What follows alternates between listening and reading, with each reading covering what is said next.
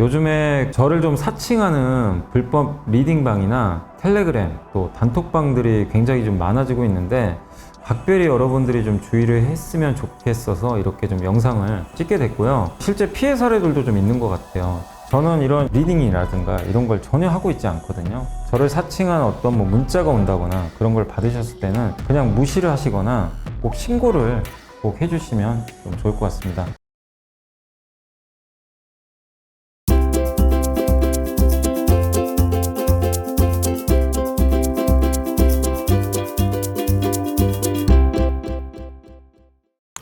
네, 안녕하십니까. 이베스트 투자증권 염승환 이사입니다. 오늘 2023년 7월 24일인데 그 시장 함께 읽기 한번 시작을 해보도록 하겠습니다. 자, 오늘 이제 해드릴 내용 같은 경우는 일단 중국의 추가 부양 이제 관련된 내용하고요. 그 다음에 조선업종, 화장품, 그 다음에 아이폰 이슈가 좀 있어요. 그래서 그 두 가지 보고서 좀 말씀드리고 정유업종 여전히 괜찮다는 얘기 계속 나옵니다. 그리고 이제 인도 태평양 경제 프레임워크 아시죠? 요게 이제 어떤 의미가 있는지 그거를 KB증권 또 하인한 연구원님이 또 잘 적어주셨습니다. 그러니까 우리가 이 주식 투자하는 목적 중에 하나가 주식 투자 잘하는 방법 중에 하나는 통찰력이거든요.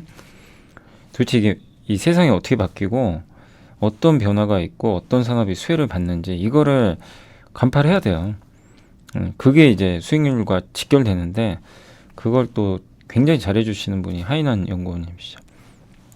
그래서 항상 좀 인사이트도 있고 굉장히 열심히 하시는 걸로 제가 들었거든요. 그래서 괜히 이런 이제 그 보고서가 나오는 것 같지는 않습니다. 그리고 그 허재환 연구원님이 중소형주 바빠졌다. 또 LNF, 나노신소재, 화신, 원익 QNC, 토비스 그리고 자동차 실적과 주가의 이질감.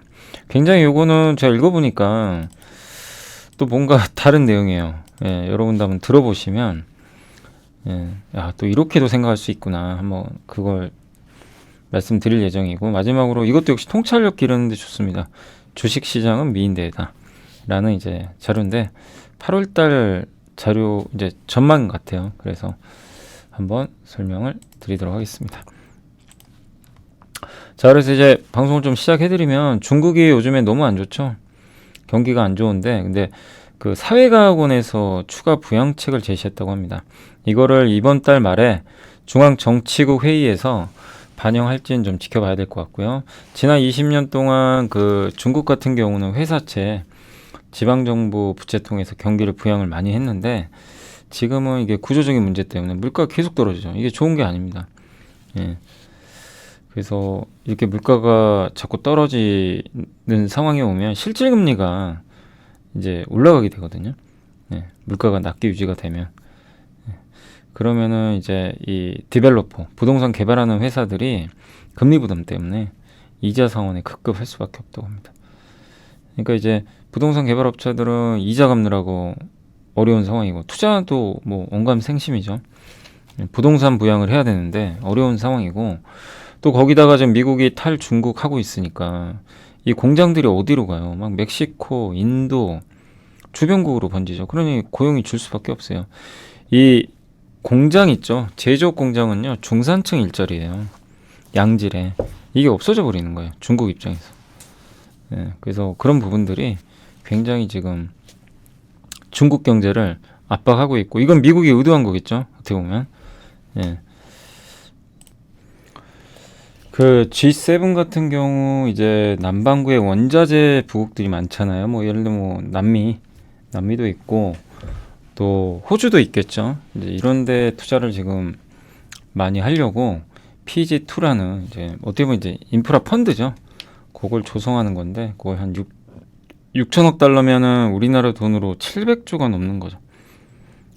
그러니까 엄청난 돈들을 이제 마련을 해가지고 이런 데 투자하겠다는. 그러니까 이게 사실 광산, 정제련, 배터리 제조시설 이런 거에 대한 투자는 계속 이어질 수밖에 없는 것 같아요. 근데 이제 이런 것들이 중국을 견제하는 거죠. 중국이 이걸 잘하잖아요. 그러니까 어떻게 보면 좀 의도가 있는 거죠. 근데 이제 자꾸 중국에서 이런 것들이 나가게 된다면 중국의 고용은 제한될 수밖에 없죠. 그러니까 중국은 지금 내후외환이죠. 내적으로는 지금 시진핑 주석이 3년임하고, 근데 그 과정에서 공동 부윤이 너무 이제 규제를 굉장히 심하게 했죠. 경제 논리보다는 정치 논리로. 그 후유증이 계속 이어지고 있고요. 그리고 그동안 또 부채도 워낙 많았고, 또 거기다가 이제 바이든 대통령은 계속 중국을 압박하니까 수출도 안 되고, 실업은 더 늘어나고. 그러니까 지금 중국은 굉장히 구조적인 문제. 우리가 지난주에 한번 KB증권에 그 탐방 자료도 한번 공부해 본 것처럼, 우리가 이런 지금 중국이 어떻게 지금 가고 있는지를 알 수 있는 거죠. 그래서 지금 현재 중국은 좀 중장기적으로 어렵지만, 다만 이제 저희 당사 최진영 연구원님 의견은 그래도 단기적으로 좀 기대할 만한 요인은 있다. 그 내용이 뭐냐면 중국 국무원 산하의 싱크탱크. 그러니까 여기가 어떻게 보면 이제 이 중국 정부의 많은 정책들을 의견하는 이제 그런 기관이라고 보시면 좋겠는데, 부양해야 된다 언급을 했고, 그러니까 특별 채권 발행해라. GDP 대비해서 재정 적자도 늘려라. 추가 금리 인하 해야 된다. 이런 내용이고, 그 다음에 부동산 개발업체 지원해야 된다. LTV 규제 완화해라. 그러니까 이제 집을 살 때 대출을 더 할 수 있게 해주는 거죠. 그래서 중국 정부의 어떻게 보면 이게 브레인 역할을 하는 사회과학원의 정책 제안은 수용하는 경향이 좀 있대요.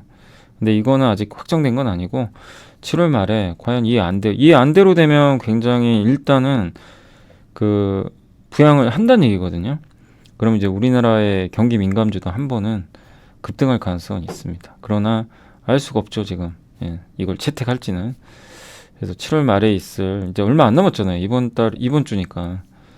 그래서 요거를 한번 눈여겨는 봐야 될 것 같습니다. 어떤 결정들이 나오는지.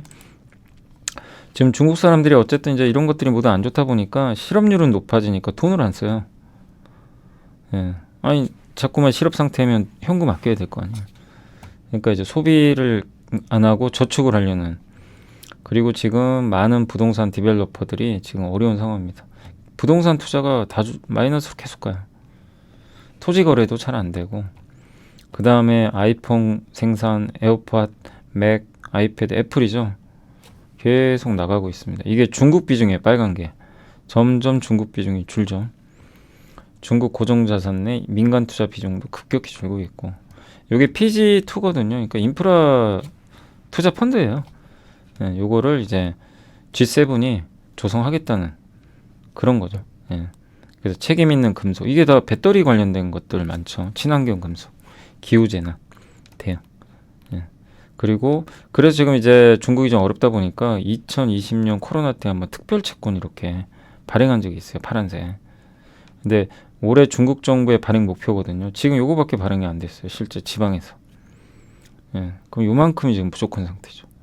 그래서 저걸 메꿀 수 있는 뭔가 또 특별 채권이 발행되지 않을까. 그러면은 단기적으로는 코스피가 한번 급등할 가능성이 있습니다. 그러나 이제 그러니까 우리가 이런 내용을 이제 염두는 해도 돼. 계속 이제 지켜봐야 될 것 같아요. 그러니까 이런 걸 미리 알아두시면 나중에 진짜 뉴스가 나오거나 중국 정부가 저걸 했을 때 우린 지금 이제 스토리를 알잖아요. 어떻게 된 건지. 그럼 좀 더 명확하게 그림이 그려지죠. 그래서 제가 이제 여기 이 방송하는 목적도 많이 말씀을 드렸지만 결국엔 시간 단축이거든요. 여러분들의 시간을 좀 절약해 주는 건데, 제가 주말에 한번 강연을 또 갔다 왔거든요. 이제 대학생분들 강연이에요. 저기 제주도에 계시는 이제 제주도가 고향이시죠. 제주도에 본가가 있고 서울에서 이제 대학교 다니신 분들이 있잖아요. 그분들이 여기 그런 분들 위해서 하나 이제 기숙사 같은 게 있더라고요. 그래서 이제 거기 가가지고 예전부터 좀 요청을 하셔가지고 주말에 시간 내서 한번 이제 강의를 해드리고 왔는데, 질문 중에 이제 그게 있었어요. 통찰력을 어떻게 길러야 되냐. 사실 통찰력 기르는 거는 많은 정보를 받아들여야 되고요. 평소에 책 많이 읽고 그걸 내가 머릿속에서 한번 굴려봐야 돼요. 근데 일단 인풋이 있어야 돼요. 인풋이 있어야 아웃풋이 나오죠. 그죠? 이게 뭐가 들어가야 나올 거 아니에요. 통찰력이. 아니, 아무것도 없는 백지 상태에서 통찰력이 어디 있어요. 혼자 공상과학 소설 쓰는 것밖에 안 되죠. 근데 이제 제가 이제 보면 여기 산업 분석, 기업 분석, 뭐 여러 가지 시황 자료, 경제 분석, 정말 많은 데이터들을 이렇게 골고루 소개하는 이유가 이 통찰력 훈련을 하시라는 얘기예요. 괜히 보여드리는 게 아니에요. 이런 것도. 예, 이런 것들이 이제 통찰력이거든요. 계속 쌓이다 보면 왜 지금 중국이 이렇게 안 좋을까? 그냥 막연히 신문 보는 것도 있겠지만 그 저번 주에 KB 자료처럼 직접 중국에 갔다 오신 분이 직접 썼어요. 방대한 자료를. 예. 그 자료를 이제 보면서 명확하게 데이터까지 보면서 알 수 있는 거죠. 아, 중국이 정말 구조적으로 쉽지가 않겠구나. 장기적으로. 예. 근데 중국은 반도체 투자를 많이 하겠고. 그런 게 통찰력이거든요. 그러니까 우리가 기업을 보는 것도 중요하지만 그런 통찰력을 일단 어떻게 보면 컨닝하는 거죠. 컨닝을 해가지고 자기 걸로 한번 돌려버려야 돼요. 그래서 그걸 잘하시는 분하고 못하시는 분은 나중에 이게 차이가 엄청 벌어집니다. 근데 여러분이 스스로 그걸 일일이 찾아서 하기가 너무 어렵기 때문에 시간이 너무 많이 걸리죠. 이 많은 걸 볼 수도 없고. 그래서 제가 하는 역할은 그런 거예요. 이런 거 이제 시간을 단축해 주는 거죠. 그러니까 기업 분석도 있겠지만 이런 이제 통찰력. 그래서 요 제 영상 보시면서 계속 그런 훈련을 해 나가시면 좀 좋을 것 같아요. 예. 이게 인풋을 얻기가 사실은 이제 찾기가 너무 어렵기 때문에 한번 말씀을 드려봤고요. 그 다음 조선 LCO2는 뭐냐면은 지난주에 현대미포조선이 이산화탄소 운반선을 이산화탄소로 운반합니다. 그걸 수주를 했고요. 일본의 조선사 대표가 인력 부족 때문에 생산 능력 확대 좀 어렵다라고 언급을 해줬고, 예, 원활한 생산을 하기가 어렵대요. 공급은 계속 부족해요. 호황은 장기화된다. 그리고 현대미포조선이 어떻게 보면 세계 최초죠. 건조한 메탄올 연료 추진선. 메탄올로 선박이 운항되는 거예요. 그게 첫 운항이 시작이 됐고 9월 달에 유럽에 도착한대요. 그러니까 잘 도착하는지도 한번 체크해 봐야 되겠습니다. 현대미포조선은 이제 그리스 선주로부터 액화 이산화탄소. 이게 뭐냐면은 공장이나 이런 데서 탄소 배출이 많잖아요. 이산화탄소. 그거를 포집해요. 그 포집한 거를 운반해 주는 거예요. 그 이산화탄소. 환경에 도움이 되겠죠. 그래서 굉장히 큰 크기의 액화 이산화탄소. 근데 왜 액화냐? 왜 앞에 자꾸 뭐 액화라고 이렇게 붙일까? 액화 수소 운송할 때. 왜 액화로 하냐면요. 기체는 운반을 할 수가 없어요. 기체는 너무 부피가 크잖아요. 여러분 가스를 운반하기 어렵습니다. 그래서 얼려버리는 거예요. 얼리면 부피가 작아져요. 고체가 되니까. 어떻게 보면 고체 상태, 액체 상태가 되면 그러니까 기체보다 액체가 부피가 훨씬 작잖아요. 그죠? 예. 그렇게 해서 이제 운반을 해주는 겁니다. 그래서 액화라고 하는 거예요. 예, 얼려버리는 겁니다. 기체를 온도를 낮추면 액체가 되죠. 예. 그 이유가 있어요. 그냥 기체 상태 그대로 운반하면 훨씬 더 싸죠. 예. 안 바꾸고 하니까. 근데 운반할 수가 없어요. 너무 부피가 커서. 그래서 부피를 줄여야 되기 때문에 액화로 만든다. 예. 그래서 그 액화 이산화탄소고 그걸 해주는 이제 운반선을 현대미포조선이 수주를 받았고 이제 어떻게 보면 탄소 중립으로 전환에 앞서서 현대미포가 어쨌든 이 사업을 본격적으로 시작을 했고 수주까지 받아서 정말 많은 선박들이 앞으로 나올 것 같습니다. 근데 이제 정말 한국이 이 부분에 있어서 앞서 나가니까 긍정적인 것 같아요. 그리고 간혹 원유 수요가 감소하니까 이제 탱커선 필요 없다. 신조선 뭐 그거 무슨 의미가 있냐. 이런 의견도 있지만 그 최강식 연구원님은 절대 아니라고 언급을 해주셨고 원유 수요가 없을 수가 없잖아요.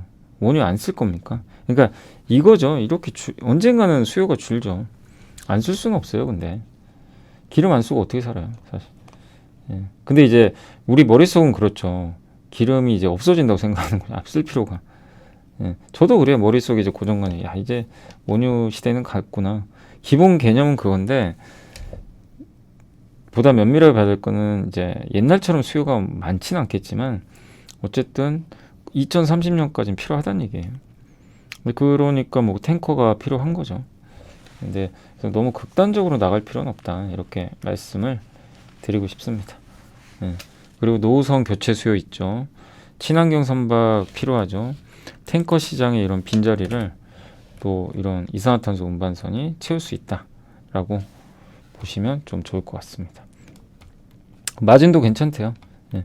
그리고 화장품 시장이 저도 이제 오늘 요걸 읽어보니까 좀 놀랬던 게 그 올리브영이 프리미엄 화장품 시장 진출한데 여기는 중저가가 특징 아닙니까? 그래서 아니 왜 굳이 고가형 시장까지 하려고 할까? 예.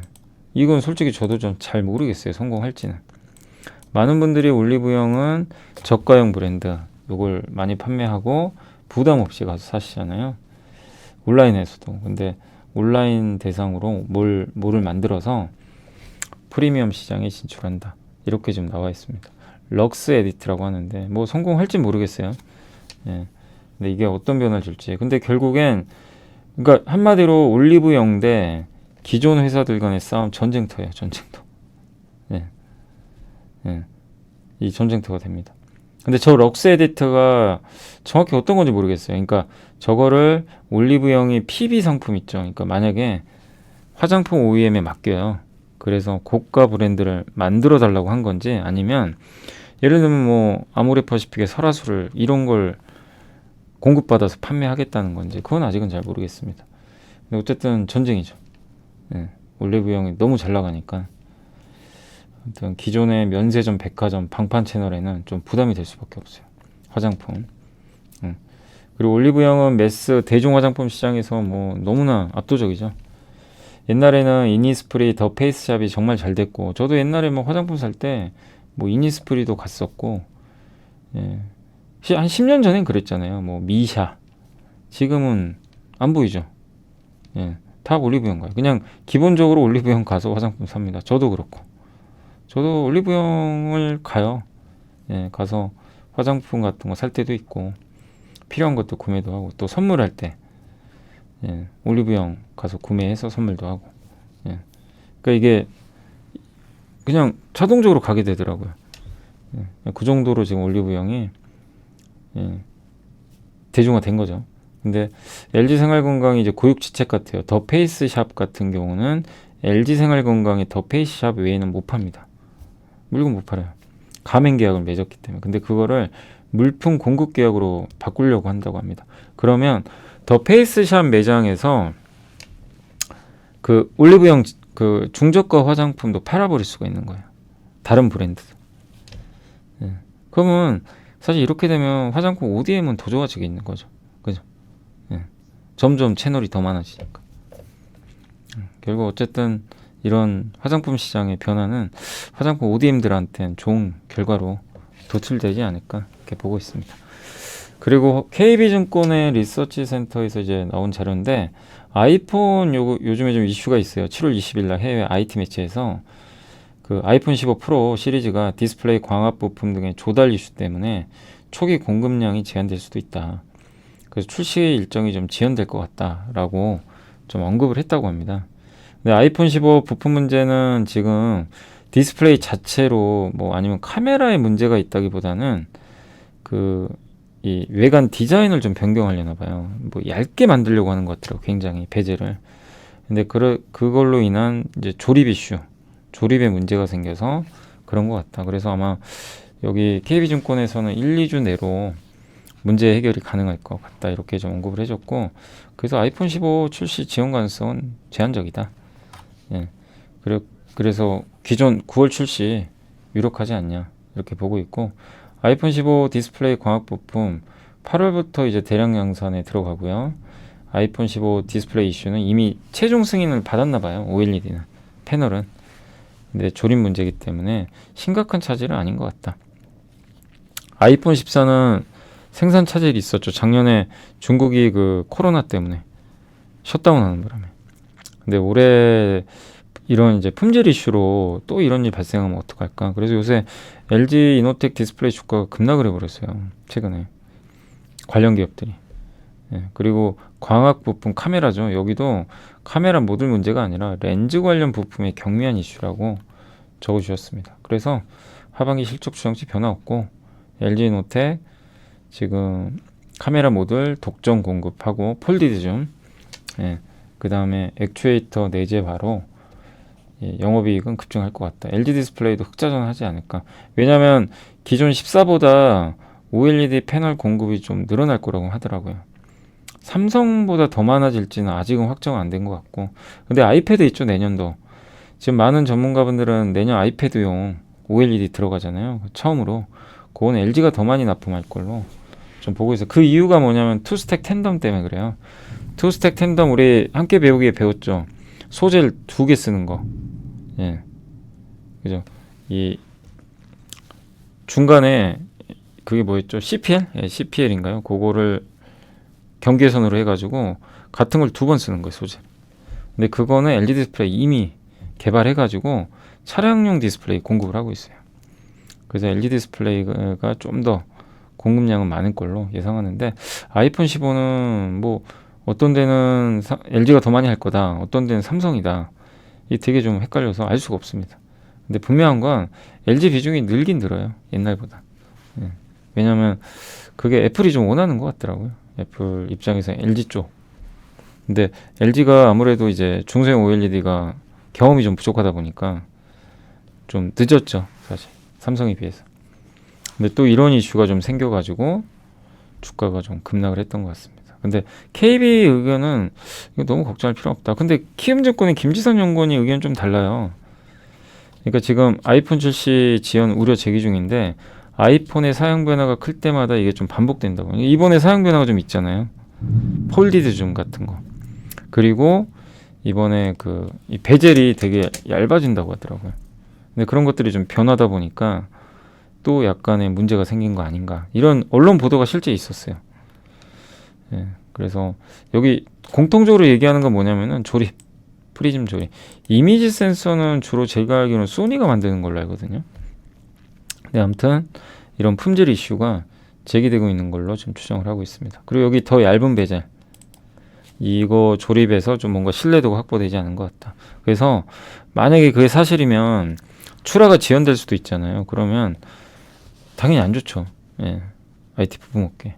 그래서 이거는 조금 더 지켜봐야 될 것 같아요. 누구 말이 맞다 이거보다도 분명한 건 조립 문제는 좀 있는 것 같아요.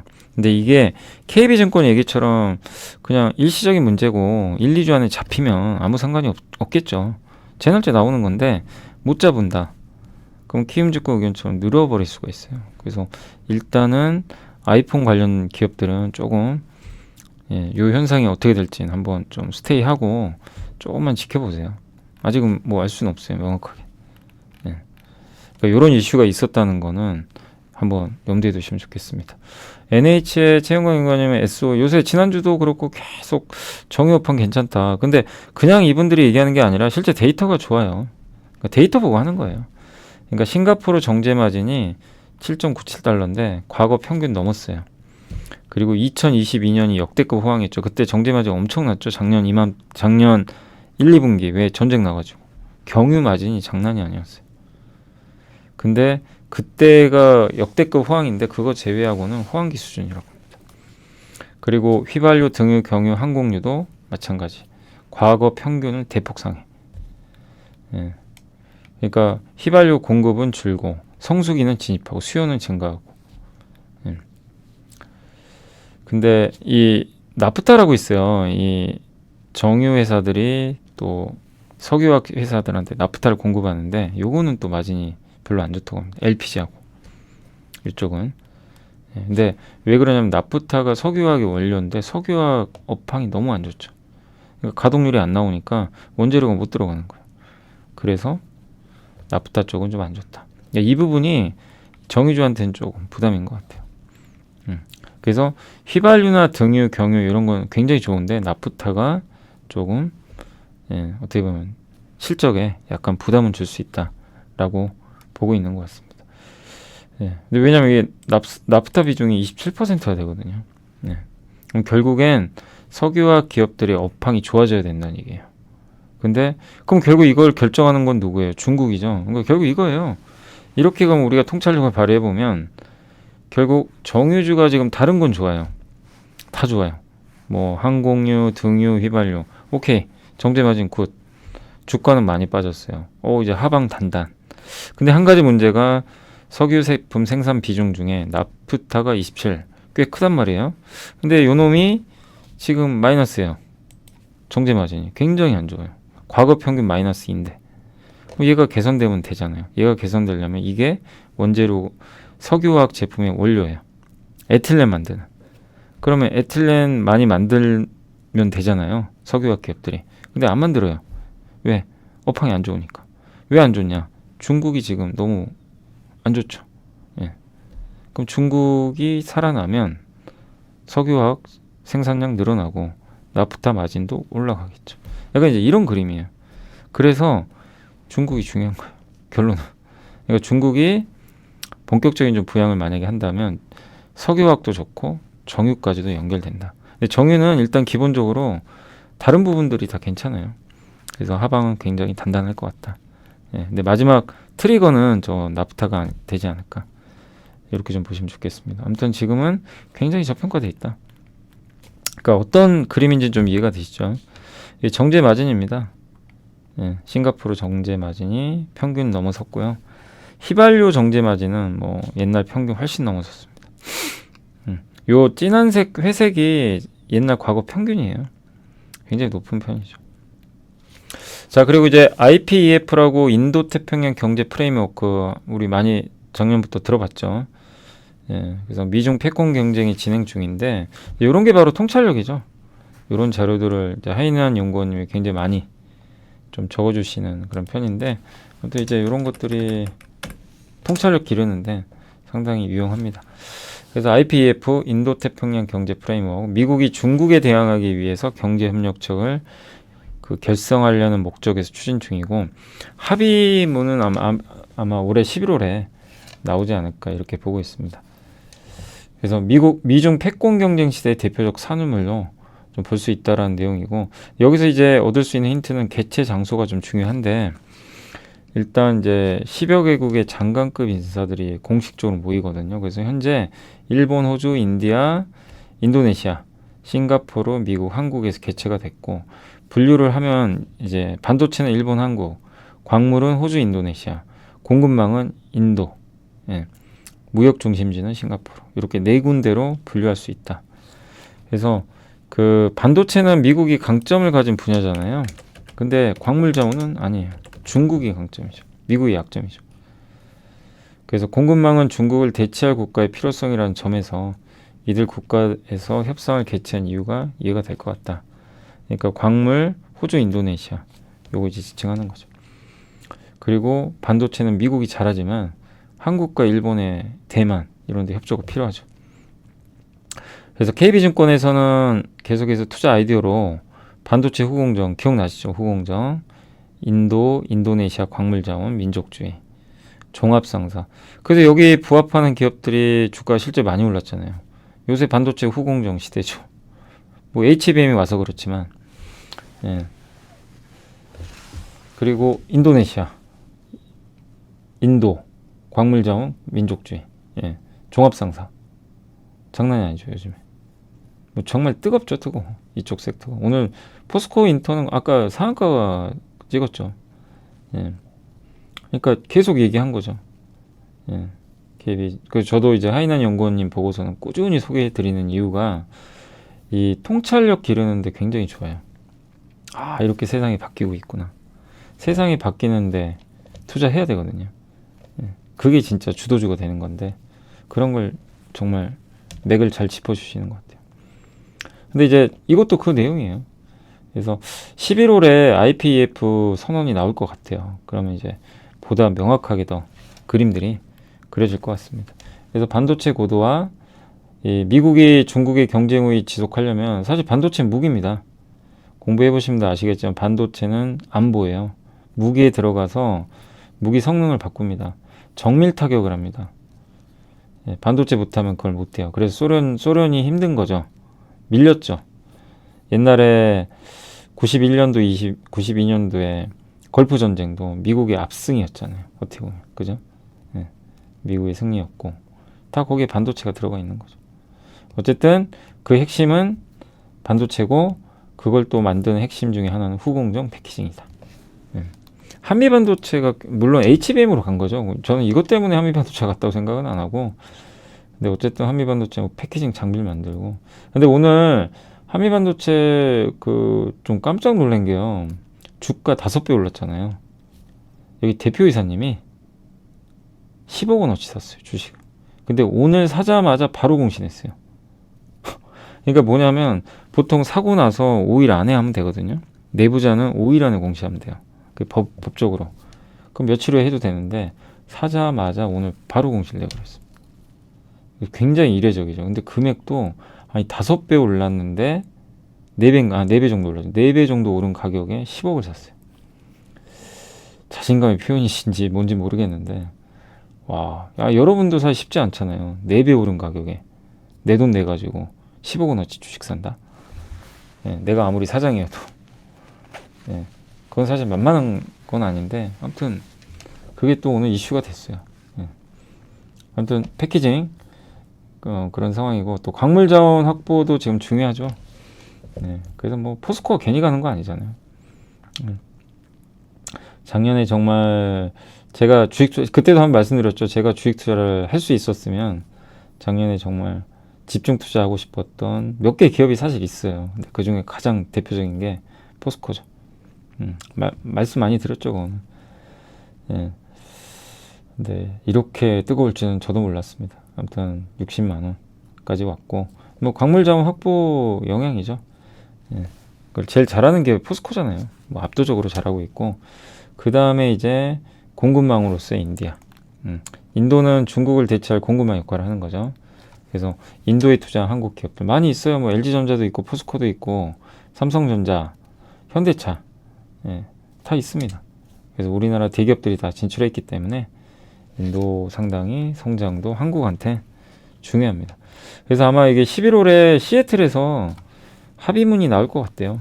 그때 한번 또 이슈되니까 꾸준하게. 그러니까 지금 말씀드린 이런 산업들 있잖아요. 이게 일회성이 아니에요. 예. 그래서 꾸준하게 공부를 해 나가시면 좋을 것 같습니다. 요게 IPEF 참여국입니다. 이렇게. 예. 중국, 그러니까 한마디로 중국 견제하는 거예요. 아까 그 PG2 기억나세요? 최진영 연구원님 써주신 글로벌 인프라 펀드. 그게 중국의 1대1로 견제하는 거예요. 예. 이것도 역시 견제죠. 예. 반도체, 광물자원 중심으로 압박하는 거죠. 자, 그리고 이제 중소형주가 바빠졌다. 근데 이제 허재한 연구원님은 조금 조심하자는 의견도 있어요. 왜냐하면 너무 낙관론이 심하대요. 이건 미국입니다. 예, 투자들의 강세 마인드. 그 다음에 이 약세 베팅하는 거. 이게 너무 적고. 빅테크 PER은 21년도 고점까지 왔어요. 뜨거웠죠, 진짜. 그 다음 미국 빅테크와 그의 업종들 간의 퍼 차이. 그때보다 더 높습니다. 무슨 얘기예요? 빅테크 중심으로만 간 거예요. 너무 쏠렸다는 얘기예요. 우리나라도 보면 뭐 2차 전지로 엄청 쏠리잖아요. 그러니까 이제 허재한 연구원님은 뭐 긍정적인 부분도 있는데 이런 부분들은 우리가 조금 조심은 해야 된다라는 의견인 것 같습니다. 그러니까 갑자기 장이 폭락해도 이상할 건 없어요. 여러분들도 그 점 염두에 두시고 다만 강세장이 끝났다고 보지는 않습니다. 저도. 변동성이 나오면 또 기회가 되겠죠. 근데 항상 이렇게 너무 극단적으로 한쪽으로 쏠리면 또 한 번에 변동성 나오니까 그때를 잘 이용하시면 좋을 것 같습니다. 그러니까 어쨌든 지금은 조정이 나온다고 해서 파는 조정보다는 사는 조정이죠. 예. 근데 너무 무리해서 올라갈 때 추격은 하지는 마셨으면 좋겠습니다. 그리고 기업으로 가서 이제 LNF가 하나투자증권의 이호국 연구원님이 무엇이 문제일까? 목표 짓고 오시면. 그러니까 LNF가 사실 어떻게 보면 이제 포스코 퓨처엠, 에코프로 BM 같은 경쟁사보다 좀 부족하거든요. 그러니까 좀 부진하죠. 예. 그러니까 요 안에도 뭔가 좀 아쉬운 부분들이 나와요. 부족한 부분들이. 뭐냐면 왜 이렇게 실적이 기대에 못 미칠 거냐 이거죠. 예. 근데 왜냐면 그 단일 고객사 비중이 좀 높고 좀 소극적으로 업스트림, 예, 광물부터. 에코프로는 그걸 되게 잘 해놨잖아요. 포스코랑. 우리 공부해봤죠. 앞단부터 이 양극재까지 굉장히 수십 개월을 잘 해놨는데 LNF가 좀 그게 부족해. 그래서 LNF가 그래서 그걸 부족한 걸 만회하려고 뭐를 하죠. LS랑 저 새만금에 전구체 공장 짓잖아요. 예. 근데 이게 그 좀 다른 회사들보다 늦은 거죠. 그 수익성도 좀 낮고. 근데 그동안 일회성 이슈로 수익성이 저조한 것으로 인식했는데 이게 1년 이상 이어지다 보니까 이거 일회성이 아니라 진짜 문제 있는 거 아니냐. 이런 또 우려도 있나 봐요.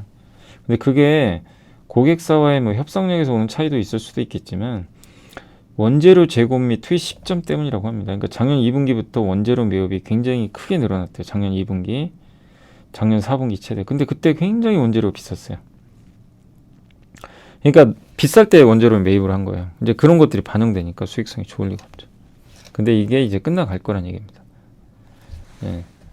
그래서 그 부분은 결국 시간이 지나면 좀 끝나가니까 조금 기다리자는 의견인 것 같습니다. 그래서 현재한 저평가 상태니까 또 지금 고객사 다변화라든가 업스트림 투자 같은 거는 해결해 나오고 있기 때문에 좀 지켜보자는 그런 의견이다 라고 말씀드리겠습니다. LNF 어쨌든 이게 보시면 확실히 영업이익률 좀 떨어지죠. 자, 그리고 SKC는 동박회사들은 주가들이 여전히 부진합니다. 하나투자증권 이호ung 연구원님 역시 목표주가 12만원 유지했고 실적이 안 좋대요. 근데 3분기까지. 근데 이거는 다 선반영했다. 2분기는 적자 날 것 같고요. 근데 이건 다 알려진 내용이고 특히 유럽 쪽의 수요가 좀 부진하고 전기료 인상. 동박은 전기료가 많이 들거든요. 굉장히 어려운 산업이에요. 그리고 화학사업부도 부진해서 적자 지속되고 있고 다만 3분기가 바닥이 되지 않을까 이렇게 좀 보고 있는 것 같습니다. 3분기 바닥 다질 가능성 또 3분기 말레이시아 동박공장 가동 시작을 하고요.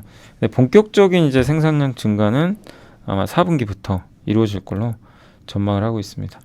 그래서 3분기를 이제 바닥을 좀 다지면서 4분기에 본격적으로 개선되니까 그걸 보고 좀 기다리자는 그런 전략인 것 같아요. 그리고 저기 그 반도체 쪽 있잖아요. 이쪽도 역시 실적이 이제 앞으로 큰 폭으로 개선될 것 같고 특히 ISC 이번에 인수하잖아요. 이 부분도 우호적으로 작용을 할 걸로 좀 보고 있는 것 같습니다. 그러니까 SKC는 지금 당장은 좀 아쉽죠. 모멘텀은 좀 떨어지지만 중장기적으로 본다면 뭐 좋은 또 기회가 될 수 있다라는 그런 의견입니다. 그러니까 결국 둘 다 비슷해요. LNF나 SKC나 지금은 안 좋은 것들을 이미 반영했고 좋아지는 거를 좀 차분히 기다리는 그런 구간이다라고 보시면 좋겠습니다.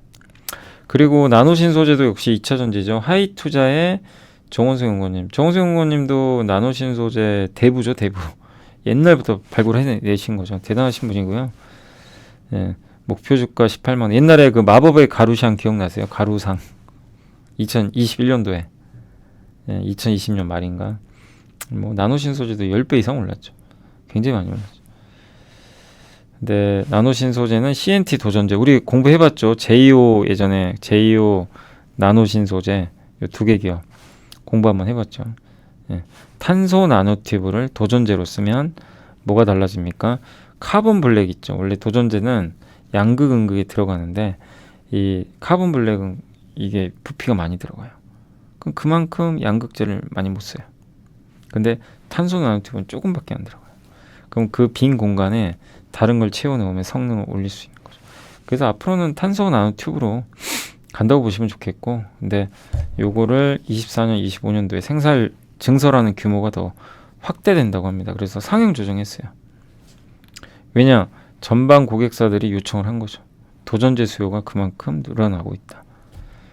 그리고 동사는 미국과 유럽에 신규 증설하고 있고 최근 국내 생산 능력을 기존 0.6만 톤에서 올해 말까지 1.5만 톤으로 추가 확대한다고 결정을 했다고 합니다.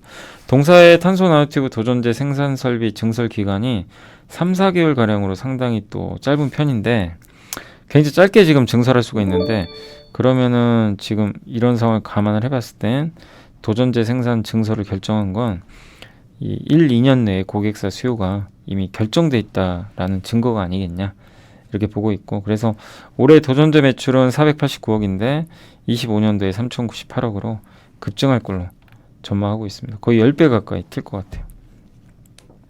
다만 이제 실리콘 음극재 있죠. 요게 채택 시점이 좀 지연될 것 같답니다. 예, 근데 반드시 실리콘 음극재로도 갈 수밖에 없는 것 같아요. 그러면 거기 들어가는 음극재용 도전제는 그 실리콘 음극재 저 CNT 도전제를 넣어주면 이 부풀어 오는 현상을 막아줄 수가 있죠. 예, 그래서 내년부터 실적 기대를 해보자라는 내용인 것 같습니다. 그리고 테슬라향 건식 공정에 들어가는 이런 CNT 이 부분에 공급이 늘어난다면 공급이 시작된다면 밸류에이션 확장될 수 있다라는 내용이고, 나노 신소재도 보시면 신사업이죠. 요게 탄소 나노티브 도전제, 이 파란색 선 매출액이 이렇게 커집니다. 주력 사업이 되는 거예요. 그러니까 만약에요, 나노 신소재가 이 사업을 안 했다고 생각해 보세요. 그냥 그저 그런 회사였겠죠. 원래 주력은 제가 알기로는 디스플레이 쪽으로 알고 있어요. 그러면 이렇게 오를 수가 없죠. 그러니까 회사는요, 뭔가 바뀌려고 노력을 합니다. 내가 하는 사업이 정체되면, 우리가 지난주에 제가 토요일날 함께 배우기 올려드린 많은 기업, 한 8개 기업들 있죠. 이 기업들이 하나만 하는 기업 별로 없죠. 그죠? 캠트로닉스만 해도 몇 개랍니까? 정말 다양하게 하죠. 그때 아바코란 기업, 아바코는 뭐였죠? 원래 본업은 디스플레이인데 2차전지 장비로 지금 승부를 거는 것 같고, 그죠? 예. 이녹스 첨단 소재가 왜 리튬 사업을 하겠어요? 가만히 있으면 안 되거든요. 지금 디스플레이 업황 자체가 옛날만큼 좋지는 않다 보니까, 그러니까 이걸 다변화시키는 거예요. 근데 이제 디스플레이 업황도 좋아지겠죠. 내년에 애플 아이패드 나오니까, 노트북도 시작되고, 차량용 디스플레이 좋은데, 그렇지만 이제 그것만 가지고 안 된다는 거죠. 위기의식을 느끼고 있는 것 같아요. 근데 그런 디스플레이 회사 중에 나노 신소재는 성공을 한 거죠. 이쪽으로 가서. 예. 그래서 그렇게 좀 기술 개발하고, 예, 이런 기업들은 계속해서 우리가 관심을 갖고 지켜볼 필요가 있는 것 같습니다. 그리고 이건 이제 옛날에 제이오 한번 설명드릴 때도 한번, 제이오 말고 그 나노 신소재 설명드릴 때 한번 보여드렸죠. LG엔솔은 LG화학이, 음극제용은 다 나노가 해요. 예, 음극제용을 만드는 기업은 거의 없는 걸로 알고 있습니다. 지금 개발 중에 있는 기업들이 있겠죠. 예. SK온은 나노 거 쓰고, 삼성 SDI는 양극제용은 재온산업, 노스볼트는 동진세미케. 여기 들어가는 파우더 있죠. 저 도전제에 필요한 탄소 나노튜브 파우더는 제이오.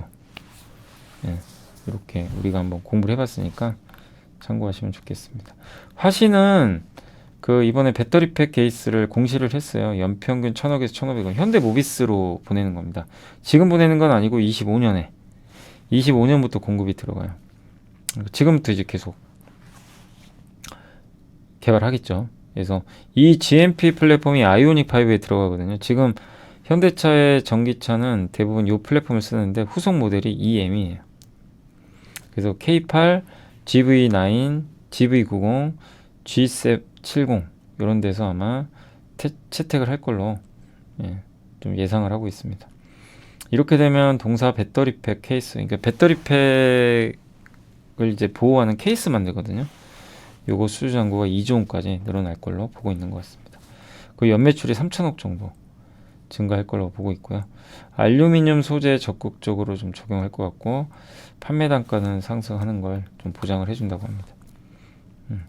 그리고 현대기아 미국 신공장 그 신규 대응 따라서 굉장히 가파른 성장세가 기대가 되는 그런 기업이라고 하니까 꾸준히 좀 지켜볼 필요는 있을 것 같고요. 예, 중소형 부품사 중에서는 가장 선호한다. 작은 기업들 중에선. 아무튼 전통 자동차 회사가 가야 될 길을 정확하게 보여주는 그런 기업입니다. 화신은 그러한 점을 명확하게 보여주고 있는 것 같아요. 옛날 산업에 그냥 머물렀으면 화신도 못 갔겠죠. 그러니까 이쪽 부품사가 할 일은 전동화 쪽으로 가야 돼요. 그거를 제대로 보여주고 있다라고 생각하시면 좋겠습니다.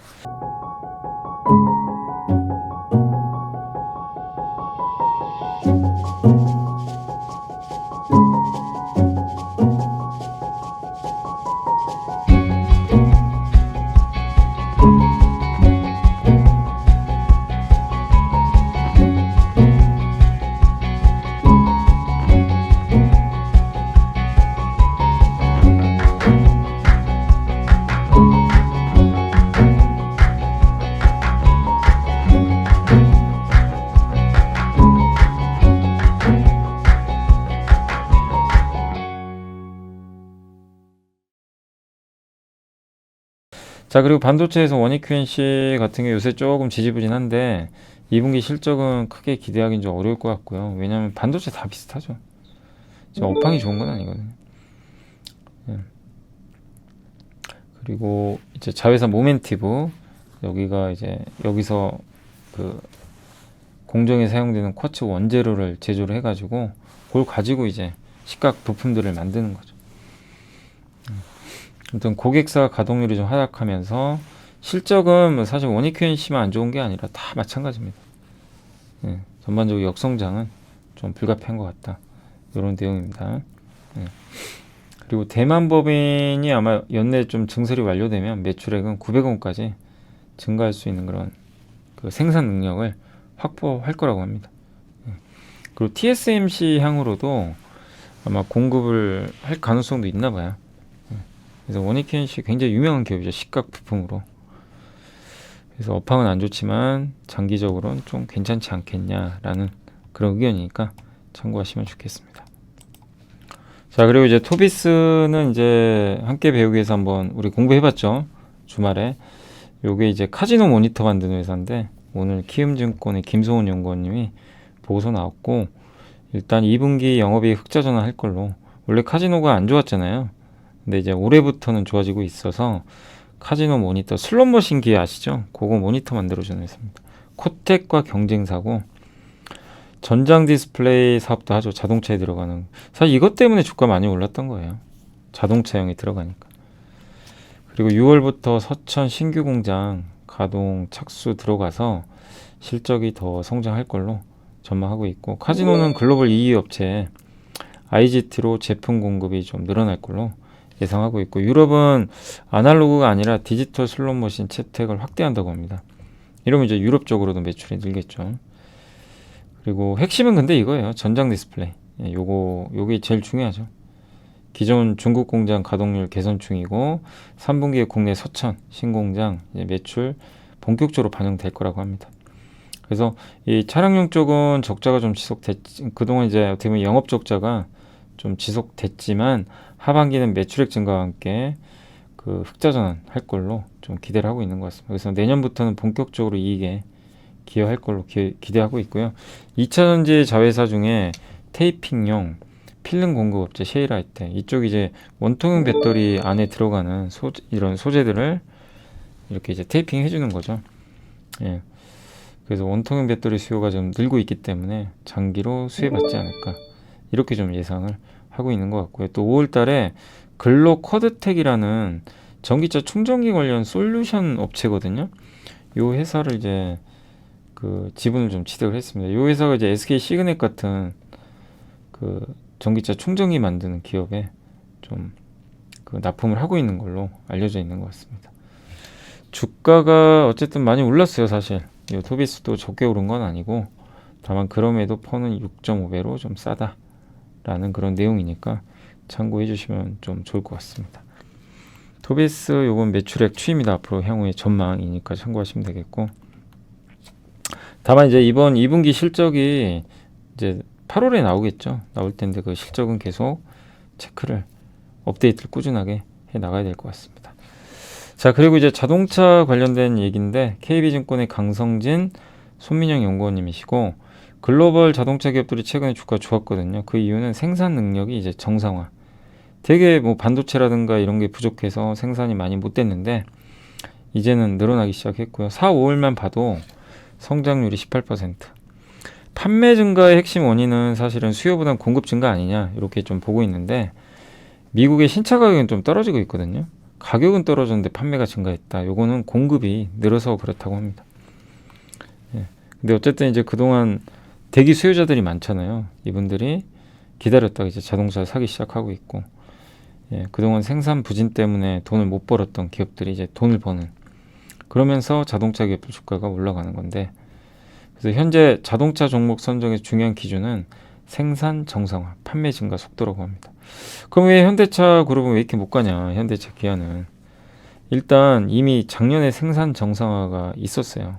1년 빨라요. 현대차 그룹. 예. 그러니까 경쟁사가 지금 오고 있는 형국이죠. 현대차는 이미 앞질러 갔고.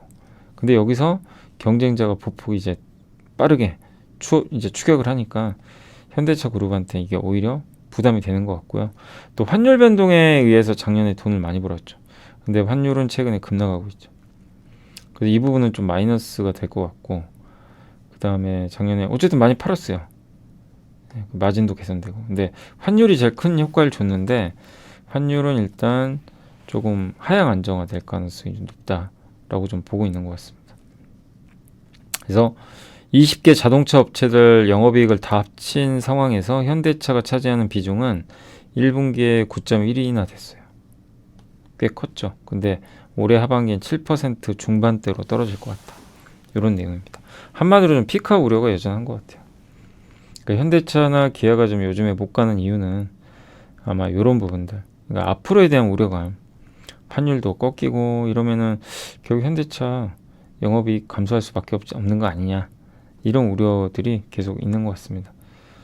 그래서 부진한 거죠. 예, 그렇지만 이제 그런 것들은 충분히 반영은 저는 됐다고 보거든요. 워낙 뭐 계속 피크아웃 얘기만 나오니까. 근데 올라가기 위해선 이런 부분에 대한 우려를 또 한번 해소시켜줘야 되겠죠. 그러니까 그때까지는 조금 더 지루한 좀 움직임은 있을 수 있다라고 생각하시면 되겠고요. 가격 경쟁은 전기차 시장의 진입 장벽인데 이게 우리가 요즘에 테슬라가 가격 경쟁을 하잖아요. 가격 인하하고. 근데 저도 생각하기로는 저게 경쟁자들 망하게 하려는 건가? 경쟁자라고 하면 흔히 신생 전기차 업체들 많잖아요. 여기. 근데 이분 의견은 달라요. 그게 아니다. 전기차 회사끼리 제살 깎아 먹는 경쟁이 아니고 후발 업체 있죠. 레거시. 레거시는 전통 자동차 업체. 이거 어디입니까? 포드, GM, 일본의 토요타. 이런 큰 기업들을 전기차 사업을 못하게 하는 진입장벽으로 좀 형성을 한다. 예. 그래서 전기차 가격 경쟁하고 있다. 이렇게 좀 보고 있는 것 같아요. 최근 3개월간 테슬라, 리비안, 니오, 엑스펑 주가가 다 급등을 했습니다. 근데 이렇게 전기차 가격의 경쟁이 치열해진 거는 전기차 재고가 많대요. 미국의 상반기 말 전기차 재고가 9.2만대 1년 전 대비해서 342%나 급증을 했고 92일치나 갖고 있대요. 그러니까 전기차가 굉장히 많아요. 재고가. 그러니까 이거는 뭐 저번에 키움에서도 한번 나왔던 자료 기억나시죠? 아무튼 전기차 재고가 상당히 많습니다. 여기서도 나왔다는 건 팩트라고 봐야죠. 실제 전기차 재고는 굉장히 좀 많다. 근데 자동차 산업에서 가격 경쟁은 드물거든요. 아무리 가격을 낮춰도 자사 모델을 선호하지 않는 소비자까지 고객으로 끌어들이기는 좀 쉽지 않다는 얘기죠. 그리고 미래 모빌리티 시대로 이제 전환을 할 거 아닙니까? 그럼 차량을 소유한다는 개념보다는 이제 공유한다는 개념들이 많이 확산될 텐데 그런 부분도 일단 이제 그 가격 경쟁을 좀 벌일 수 있는 원인 중에 하나가 아닌가 이렇게 좀 보고 있는 것 같아요.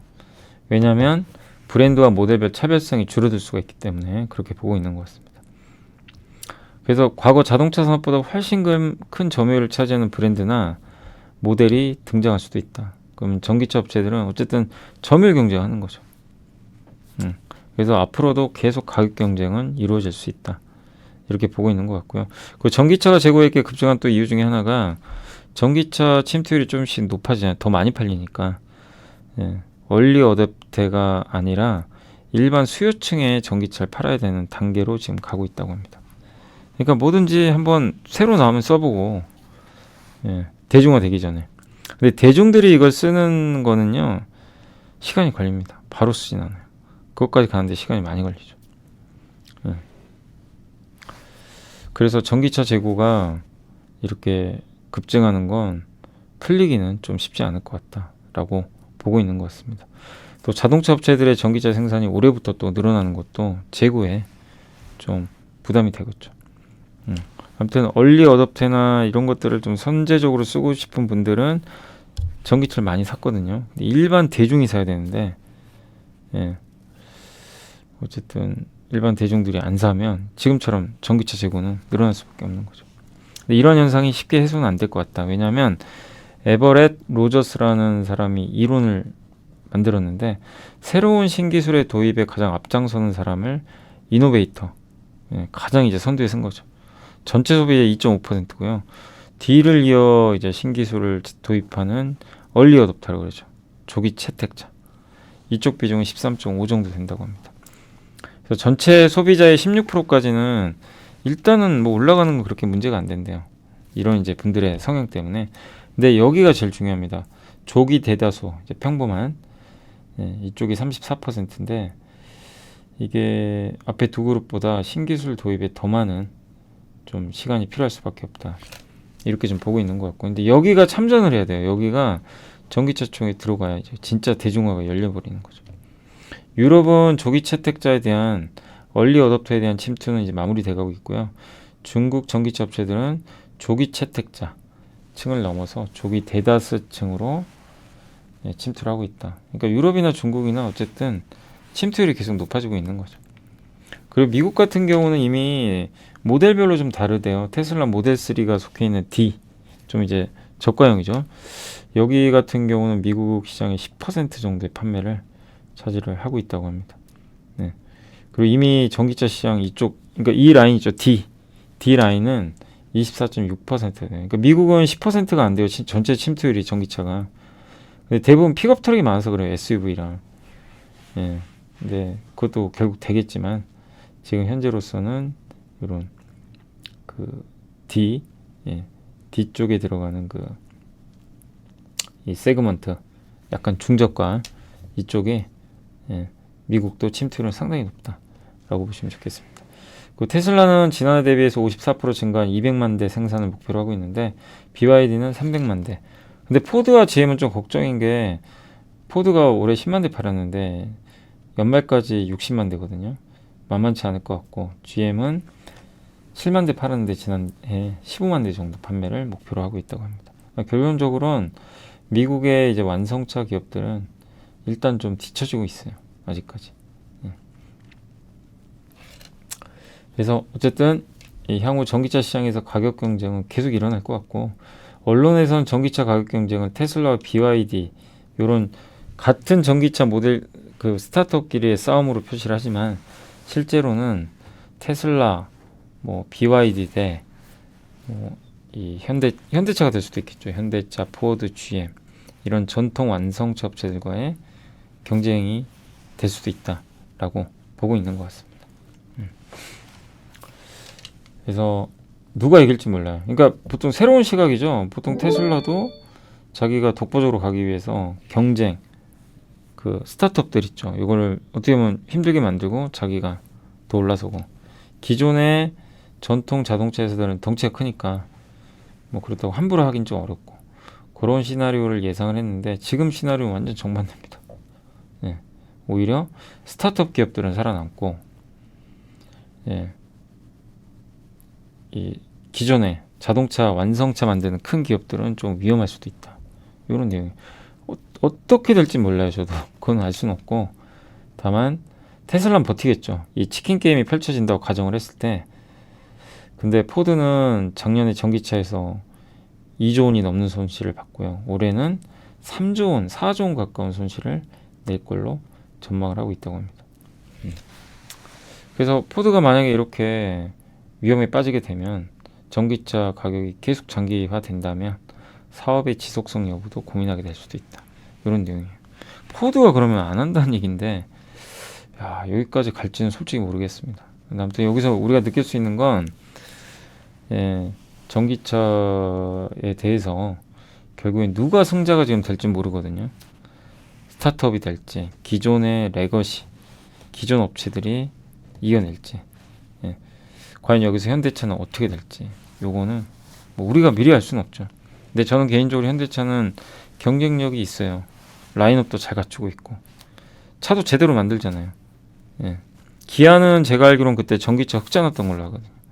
그만큼 현대기아는 포드 GM과는 좀 분명히 결이 다릅니다. 그래서 살아남지 않을까. 근데 살아남는데 몇몇 기업들이 결국 옛날에 스마트폰 기업들 기억나시죠? 노키아 몰락해버렸죠. 그런 전철을 밟지 말라고 볼 수도 없어요. 그럴 수도 있다는 거예요. 그래서 면밀히 이 부분도 좀 체크를 계속 해나가야 되지 않을까라고 말씀을 드리겠습니다.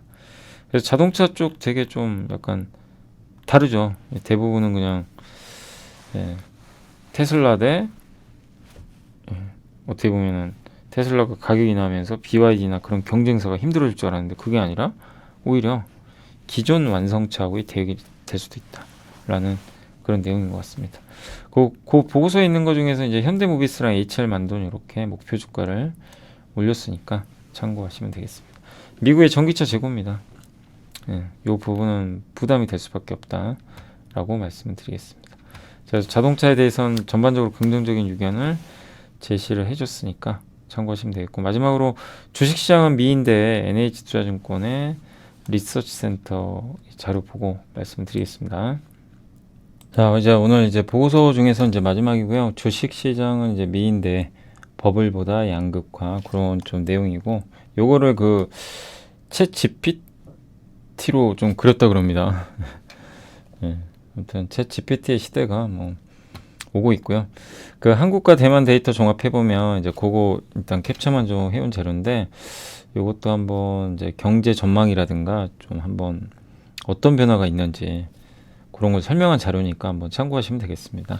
수출은 거의 바닥으로 좀 보시면 되겠고, 결국 바닥은 통과됐다. 이제 언제 회복될지는 좀 지켜봐야 되겠지만, 예, 일단 어느 정도 좀 저점은 나온 거 아니냐 이렇게 보고 있고요.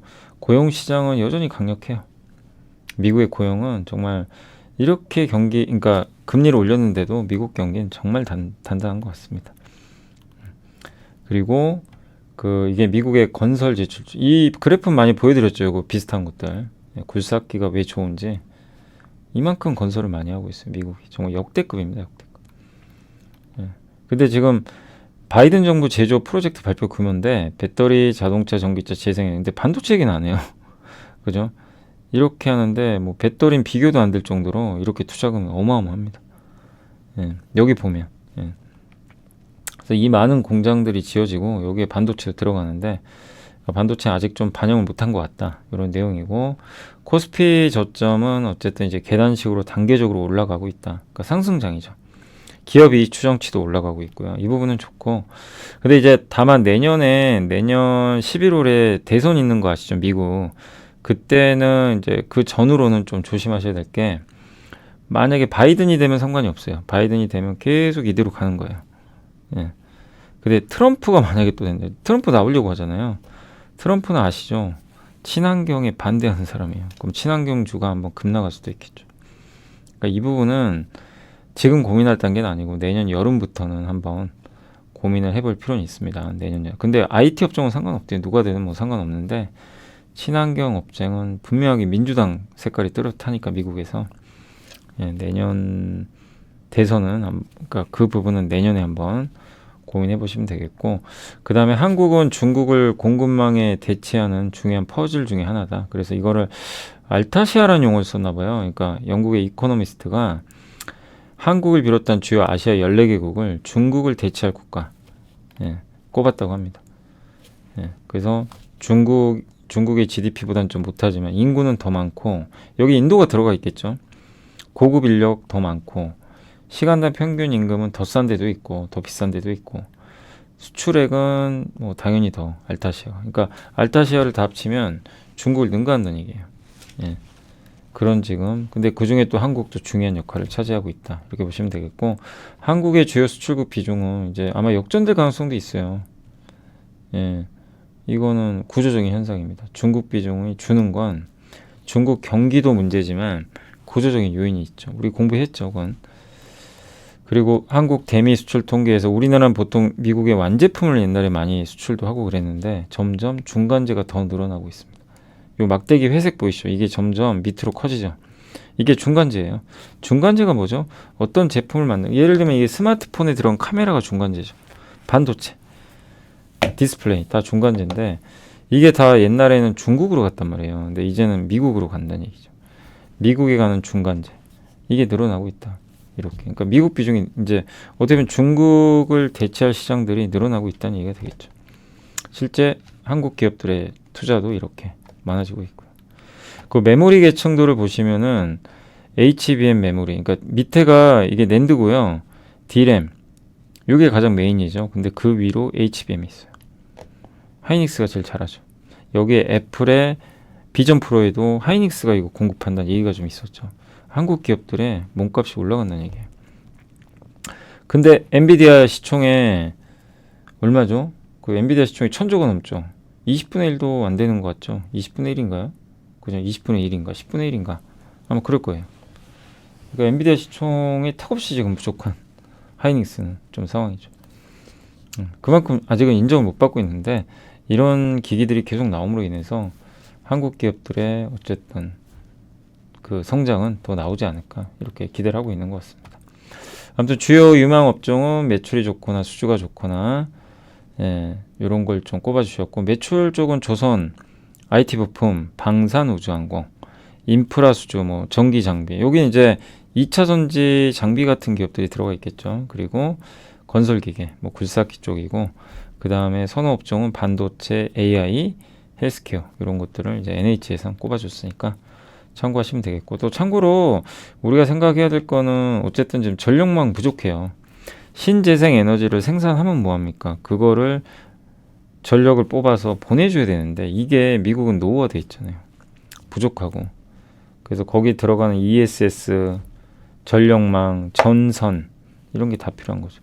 그래서 제가 예전에 이제 우리 풍력발전 배울 때 거기에 LS가 들어가 있었잖아요. 왜 그러겠습니까? LS는 해상풍력 케이블. 근데 그 전선이라는 게 뭐 해상풍력만 필요한 게 아니죠. 육상에도 필요하니까. 그러니까 이런 전력망, 그러니까 LS 그룹이 이런 걸 잘하는 거죠. LS, LX, 일렉트리. 또 거기에 LS, M&M은 광물 사업하고 있고. 그러니까 지금 포스코는가 급등하지만 사실 LS도 못지 않거든요. 이런 사업들 보면 다변화돼 있어요, 되게. 그러니까 LS가 예전보다 많이 올라왔지만 그러니까 저는 이걸 제가 딱 보면서, 그러니까 이런 게 뭐 물론 이게 틀릴 수도 있지만 그냥 통찰력 같은 게 뭐냐면요, 이런 내용을 읽어봐요. 있잖아요. 요거는 이제 그 산업 분석이나 그런 게 아니잖아요. 어떻게 보면 경제 전망 자료인데 읽어보는 겁니다. 그래서 아 이렇구나. 뭐 중국은 어쩌고 저쩌고 이러고. 근데 끝에 가서 봤더니 아이디어 중에 전력망. 이걸 딱 보는 순간 몇몇 기업이 떠오르셔야 돼요. 여러분 머릿속. 저는 이거 보면서 제일 먼저 떠오른 기업은 LS였어요. 제 개인적인 생각은 LS가 바로 떠올랐어요. 전력망, 또 이런 이상기후, 거기에 포트폴리오가 돼 있고 자회사도 있고, 또 여기 ESS 있죠. ESS 하면 떠오르는 기업들 몇 개 기억나시죠? 중소형주라 얘기는 안 할게요. 다 공부했던 기업들입니다. 우리 공부 이미 함께 배우기에서 한번 했었고. 근데 이게 뭐 저런 ESS만 있는 거 아니잖아요. 또 파생되는 게 많이 있겠죠. 근데 우리가 이런 걸 보면서 계속 고민하고 통찰력을 기르면 정답이 나오는 거죠. 근데 설사 그거 투자해서 실패해도 이런 훈련을 계속해서 투자를 하시면 결국엔 성공할 수 있는 투자자가 돼요. 특히 한국은 더더욱 중요한 것 같아요. 이런 전방 산업, 뭐가 변하고 이런 걸 캐치하는데 이런 산업이나 전망 보고서만큼 좋은 자료는 없는 것 같아요. 꾸준히 책 읽으시면서. 근데 이거를 여러분이 직접 찾기가 어려우니까 제가 여러분의 좀 시간을 줄여준다. 단 마지막에 이런 걸 들어보시고 시간 될 때 보고서 찾아보면 더 좋고, 그게 안 되더라도 혼자 상상을 꼭 해주세요. 여기서 결국 결과를 뽑아내셔야 되잖아요. 그래서 결론이 뭐냐, 그걸 스스로 계속 고민을 해보세요. 그게 통찰력이에요. 그 훈련이 되신 분들이 성공하죠. 그걸 계속 한번, 그걸 제일 잘하시는 분이 피터 케이 님이시잖아요. 제일 잘하시는 분. 그래서 한번 계속 이런 것들 보면서 스스로 한번 기업도 찾아보시면 좋을 것 같습니다. 자, 오늘 벌써 1시간이 넘었고, 오늘 워낙 좀 보고서가 많아서 그렇고요. 그리고 오늘 좀 전자공시도 몇 개 좀 얘기할 게 있어요. 그래서 한번 지난주에 제가 못 보여드렸던 것 같은데, 목요일 거는 여기 대한약품 이윤우 회장님은 뭐 그냥 계속 사고 계시고, 원익 P&E 아시죠? 원익 P&E 이게 충전기인가요? 충전소 그거 관련된 기업이고 2차전지 장비도 하죠. 여기 대표이사가 일단은 5,100만 원어치 매수가 들어왔고요. 그 다음 비나텍 아시죠? 그 컵페시터 우리 한번 배웠던 기업이죠. 그러니까 배터리 대체죠. 그러니까 이런 우리가 전기차 주행할 땐 당연히 배터리 필요한데, 이게 시동 키거나 저기 이제 중간중간 이게 안에 실내등 키거나 그런 거 있잖아요. 그 순간순간 필요한 전력들이 있죠. 짧게 쓰는 거. 그런 것들이 이제 커패시터가 필요한 거죠. 그런 거 원래는 수소 관련주였죠. 그리고 LX 아웃시스가 계속 매수 들어와요. 내부자가. 그죠? 건자재 안 좋다고 하는데도 되게 특이하죠. 얼마 전에 한샘도 급등했더라고요. 한샘도 최근에 내부자가 좀 매수가 일부 있었죠. 근데 무조건 뭐 내부자 산다고 올라가는 건 절대 아니지만 항상 이런 내부자 보면서 왜 투자했을까 그런 고민도 해보시면 그러면서 또 사업보고서 보고 공부하는 것도 좋은 방법이죠. 그리고 7월 요겁니다. 그 현대미포조선 7월 19일이네요. 예, 요때 한번 말씀드렸죠. 예, 에카 수소가 아니라 에카 그 이산화탄소더라고요. 이산화탄소. 예, LCO2였죠. 예, 맞아요.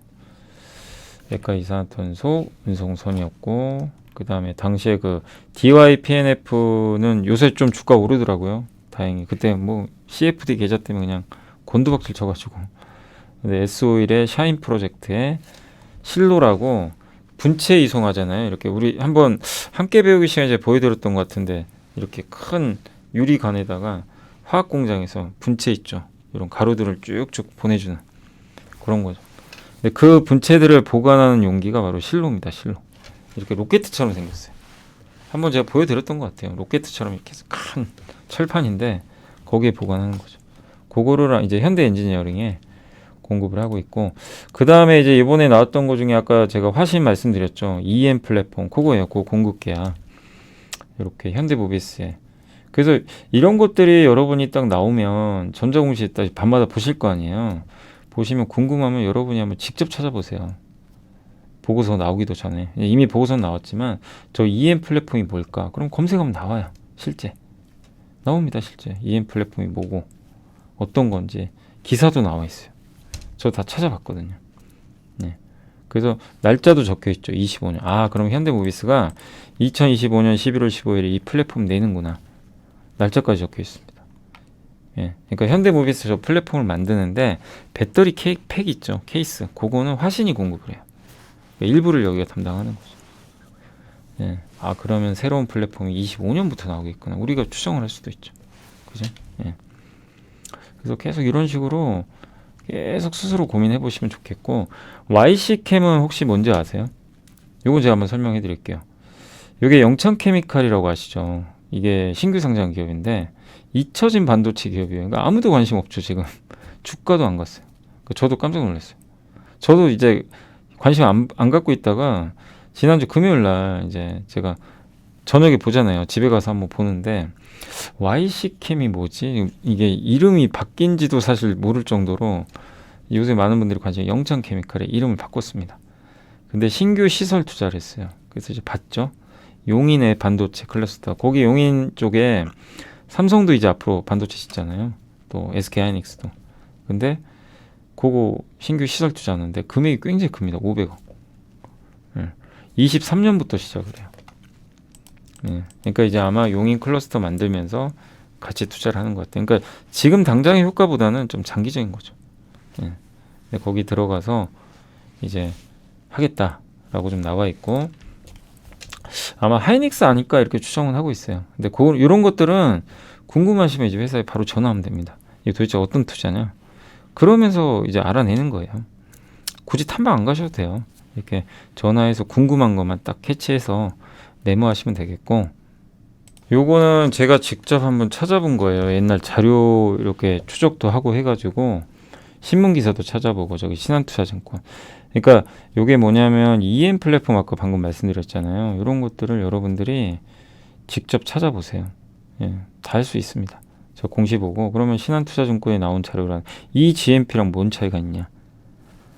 예, 여기 보시면 EM 플랫폼은 아이오닉 5 EV6 옛날 이 GMP는 1회 충전 500km. 근데 요건 뭐냐면 EM은요 차세대 모듈인데 700km 이상 주행이 가능해요. 레벨 3 자율주행 기술 적용 2025년도에 출시할 예정이죠. 이번 이제 나왔지만 그러니까 이제 이렇게 본다면 그 EM이 한 단계 더 진화한 모델이죠. 아 요거구나. 예.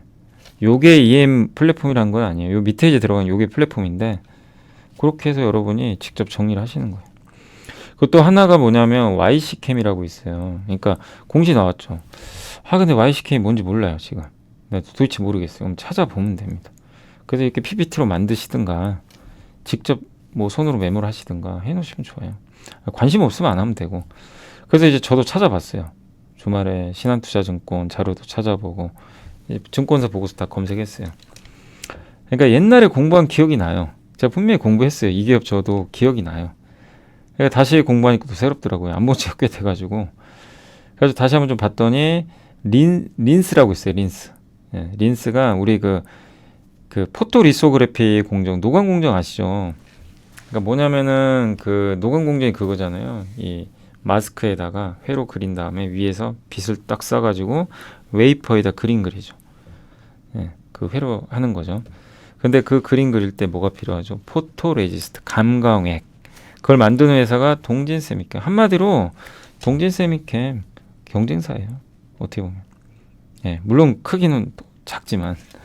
그래서 만드는 게 포토레지스트. 근데 린스 뭐냐면 그 강강액의 그 결함 같은 게 이게 그런 노광 공정에서 결함 같은 게 나올 수도 있거든요. 근데 그런 것들을 개선해 주는. 예, 그런 이제 잘못된 부분을 개선해 주는 그런 이제 소재라고 보시면 돼요. 근데 이게 이제 EUV용으로도 들어간다고 합니다. 예, 그래서 이미 개발 완료가 됐고 22년도에 상용화를 계획 중이라고 합니다. 그러니까 이렇게 한번 이제 해보는 거죠. 그죠? 예. 그리고 이제 IR 자료가 있어요. YC캠 찾아보시면 구글링 하시면요. 이런 IR 자료 나오거든요. 그래서 포토 소재, ARF, KRF 포토레지스트 세계 1위가 동진세미캠입니다. 배웠었지만 알프가 지금 제일 많이 쓰는 거고. 요거 이미 개발이 완료됐고 양산 준비 중. 근데 요거는 예전 자료예요. 예전에 이제 그 상장할 때 당시 아마 IR 자료였던 걸로 제가 기억이 나요. EUV용은 좀 개발 중이었던 거. 근데 이런 것들은 업데이트를 하고 싶으면 회사로 전화해가지고 지금 어떤 상황인지 알아보시면 아마 알려줄 겁니다. 그리고 요게 린스가 이제 요게 핵심인데 요거 이제 이미 개발이 끝났고요. KRF용으로는 이미 좀 들어가고 있는 것 같아요. 한마디로 뭐다? EUV 관련된 기업 중에 하나라는 거죠. 그렇게. 근데 관건은 이제 매출액이나 이런 게 계속 증가해야 되겠죠. 그리고 고객사도 확보해야 되고. 그런 것들은 계속 볼 필요가 있고. 그리고 이 EUV용 포토레지스트 린스 시장이 이 머크가 이거를 좀 독점하고 있나 봐요. 머크라는 회사가. 화학회사. 예. 근데 향후 목표는 YC캠이 이 시장을 좀 찾는 거죠. 예. 이걸 뚫고 들어간다면 굉장한 성장을 할 수가 있겠죠. 근데 이건 지켜봐야 되겠죠. 주요 타겟은 이제 삼성, 하이닉스, TSMC. 예, 그리고 또 한 가지가 범프 있죠. 우리 요새 후공정에서 제일 중요한 게 기판과 칩을 연결한 동그란 볼, 숄더볼. 그 범프라 그러잖아요. 그거 만드는 회사 덕산 하이메탈 같은 기업이죠. 예, 그거를 만드는 데 필요한 또 강강해. 예, 그 사업도 좀 있다고 합니다. 그래서 신규 시장에 이렇게 진입하고 있다. 예, 물론 사이즈가 그렇게 엄청 지금 뭐 기존의 반도체 수제보다는 큰 건 아닌데 이것도 이제 만약에 그 성장을 한다면 수혜를 한번 또 받을 수도 있겠죠. 근데 저런 것들도 바로 전화해서 물어보면 돼요. 예, 그리고 요거 이제 하나투자에서 나왔던 자료인데 CMP 슬러리가 뭐냐면은 CMP가 평탄화 작업하는 거 있죠. 이게 왜 중요하냐면 이제 후공정에서 반도체랑 이제 기판 붙일 때 평탄화 작업 해줘야 되거든요. 평평하게. 특히 하이브리드 본딩이라고 숄더볼 필요 없는 부분에서 두 개 붙일 때 굉장히 평탄하게 해줘야 됩니다. 그때 필요한 이제 소재가 슬러리죠. CMP 슬러리. 예. 아마 CMP 슬러리 하는 회사가 KC텍으로 알고 있거든요. 예. 근데 이제 앞으로 기대되는 건 요 CMP 슬러리. 그래서 신규 고객사에 납품할 예정이고, 그 다음에 EUV 공정용 포토레지스트 개발 진행 중이고, 포토레지스트면 요건 이미 동진세미캠이 만들었죠. 근데 지금 이 YC캠도 개발을 하고 있고, 거기 들어가는 이제 린스 같은 거. 예. 또 거기에 포토레지스트에 사용되는 메탈 옥사이드 리시스트, 요게 그 시너, 그 다음에 현상액, 요런 것들을 일단 라이센스를 맺고 국내 공급사에 공급할 예정이라고 합니다. 예. 그래서 200억 원을 선제적으로 투자도 했었고, 또 글라스 기판 아시죠? SKC가 하는 거. 이게 만약에 상용화가 되면은 여기에 들어가는 그 또 소재가 있나 봐요. 예. 그 YC캠이 또 수혜를 받을 수 있다. 그러니까 글라스 기판에 구리 도금을 하는 포토 레지스트랑 기판의 균열을 보호하는 특수 폴리머. 이걸 보면 되게 매력 있죠. 근데 이제 관건은 뭐죠? 이게 좀 시간이 걸리죠. 글라스 기판은 아직 상용 아니잖아요. 내년도로 보고 있거든요. 내년 내후년. 예. 근데 이제 이런 사업도 준비하고 있다. 예. 이렇게 이제 보는 거죠. 아, 그러면 이제 YC캠의 미래가 어떻게 그려지는지가 딱 나오죠. 이런 거는 직접 하실 수 있어요. 제가 굳이 안 해드려도 하실 수 있는데 이제 귀찮고 방법을 모르거나, 근데 보고서 찾아보고 네이버 들어가도 나오잖아요. 네이버 리서치 면에 찾아, 하나투자증권은 보고서는 다 나와요. 무료로. 예. 그래서 이제 찾아보는 거죠. 그리고 IR 자료 찾아보시고 사업 보고서 보고 회사에 전화도 해보고, 예. 그런 과정이 다 중요하다고 생각합니다. 그래서 한번 그냥 보여드린 거예요. 이 YC캠. 요거를 통해서 어떻게 한번 분석하는지. 예. 알죠? 그러니까 이런 게 더 중요한 거지. 뭐 이게 좋습니다, 나쁩니다. 그냥 찍어드리고, 예, 이거는 좋고 이건 나쁩니다, 하시면 안 됩니다. 그런 거보다는 사실 이런 게 더 중요한 것 같아요. 그래야 여러분들이 오래오래 스스로 투자할 수 있는 환경이 조성되겠죠. 예. 그래서 계속 한번 이런 부분도 공시만 보지 마시고 한번 직접 또 고민해 보시면 또 어떨까 싶어서 한번 말씀을 드렸습니다. 자, 오늘은 이제 너무 길었네요. 자, 이제 마무리 하겠습니다. 오늘 이제 시황 보여드릴게요. 자, 오늘은 이제 포스코의 날이었습니다. 오늘은 그동안 포스코 들고 계신 분들은 기분이 정말 좋으실 것 같고, 너무 흥분하실 필요는 없겠지만, 또 오늘 코스피는 올랐고요. 코스닥은 빠졌습니다. 예. 그래서 사실 지수가 의미가 없어요, 지금. 그냥 한마디로 그냥 종목 장세고, 오늘 외국인 기관은 대량 매도를 했습니다. 반면 코스닥은 많이 샀고, 주로 오늘 외국인들하고 기관들이 샀던 건, 그러니까 팔았던 건 철강주 있죠. 한마디로 포스코 그냥 다 던져버렸어요, 외국인 기관. 근데 개인 투자분들이 8천억을 샀습니다. 야, 그러니까 오늘 그냥 포스코 그룹의 개인 투자분들이 집중 투자를 했다, 이렇게 보면 될 것 같아요. 외국인은 다 던져버렸습니다. 전기전자 반대편에 샀죠. 예, 너무 극명하게 갈리는 것 같고요. 개인들이 샀던 거는 어쨌든 오늘은 그냥 철강주, 이거 보이시죠? 명확하게 철강주를 8,600원 샀어요. 다른 거는 눈에 보이지도 않습니다. 너무 극명하죠. 그러니까 한마디로 그냥 오늘 쏠려버렸어요. 개인들은 오늘 포스코 그룹에 베팅을 들어갔습니다. 그래서 보면 오늘 가장 좋았던 섹터는 종합상사, 포스코 인터가 상한가 같고, LX인터 그냥 덩달아 가지 않았나 싶기도 하거든요. LX인터는 아시죠? 그 하이난연구원도 그렇고, 우리 종합상사 공부 많이 했잖아요. 예, 근데 아무튼 지금은 흥분하지 마시고, 종합상사 지금 마찬가지로, 예, LX인터도 불을 뿜어버렸고, 여기 포스코 인터는 그냥 상가 버렸어요, 상가. 예, 정말 엄청납니다. 2차 전지 셀에서는 오늘 SK 이노베이션이 난리가 났고요. 얼마 전에 이제 유중에서 많은 분들이 실망하셨죠. 저도 실망했어요, 솔직히. 예, 주주가치 훼손하니까. 근데 유중은 받는 게 좋긴 하죠, 당연히. 좋은데 어쨌든 빠른 시간 안에 그래도 다행히 주가가 좀 올라와서 다행입니다. 상대적으로 이 SDI가 조금 부진한 편이고, 그러니까 이제 정유업종이 급등했는데 뭐 이노베이션 역할이고요. 그렇지만 S-오일도 좋죠, 요즘에. 꾸준하게 정유주도 좋아지고 있습니다. 그리고 리튬주 오늘 급등했고요. 뭐 금연 끝도 없이 가고, 포스코홀딩스 64만 원, 포스코 퓨처엠은 실적이 기대 이하인데도 급등했습니다. 그래서 오늘 다 급등했고, 첨보, 세미캠 뭐 다 급등해버렸고요. 반면에 오늘은 뭐 강원에너지 이쪽은 조금 빠졌던 것 같습니다.